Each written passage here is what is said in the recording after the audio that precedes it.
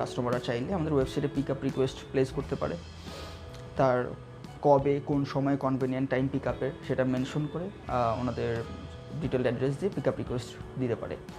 অথবা আমাদের Facebook page, WhatsApp এখানেও যোগাযোগ করতে পারে। তো এখানে যখন একজন কাস্টমার যোগাযোগ করে অ্যাড্রেস দিয়ে যে আচ্ছা আমার আগামীকালকে আমার কাপড়গুলো আপনারা পিক করবেন, তারপর আমাদের এখানে যে টিম আছে, আমাদের যে ম্যানেজারাল টিম আছে, তারা রাইডার অ্যাসাইন করে কাস্টমারের সাথে কমিউনিকেট করে যে কাস্টমারের সবচাইতে কনভিনিয়েন্ট টাইম কোনটা, সেই টাইমের উপর বেস করে একটা রাইডারকে অ্যাসাইন করা হয়। স্পেসিফিক কিছু কাপড় থাকে যেগুলো আসলে কেজি হিসাবে করা হচ্ছে না, সেটা হচ্ছে ব্ল্যাঙ্কেট, কমফোর্টার অথবা ব্লেজার, স্যুট, এগুলো আসলে পিস হিসাবে করা হয়, কারণ এগুলো এক্সট্রা কেয়ার লাগে। এগুলো আসলে রেগুলার কেজি হিসেবে চিন্তা করলেও সমস্যা, কারণ আমরা ওই সেম ওয়েতে এগুলোর ক্লিনিংটা করি না, তো এগুলো পিস হিসাবে হয়ে থাকে।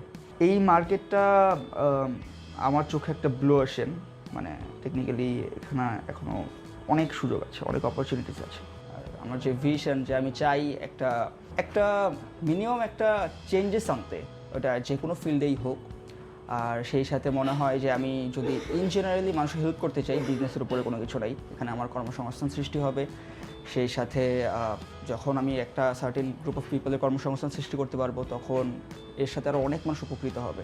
সো আমার কাছে মনে হয় যে আমার যে ট্রু পটেনশিয়াল, আমি যদি আসলে চাকরিতে না যেয়ে বিজনেসে আসি, সেটা আসলে আমার জন্য, ফ্যামিলির জন্য, সোসাইটির জন্য, দেশের জন্য, সব কিছুর জন্যই বেশি ভালো হবে আর কি। এই কারণেই আসলে বিজনেসের দিকে আসা।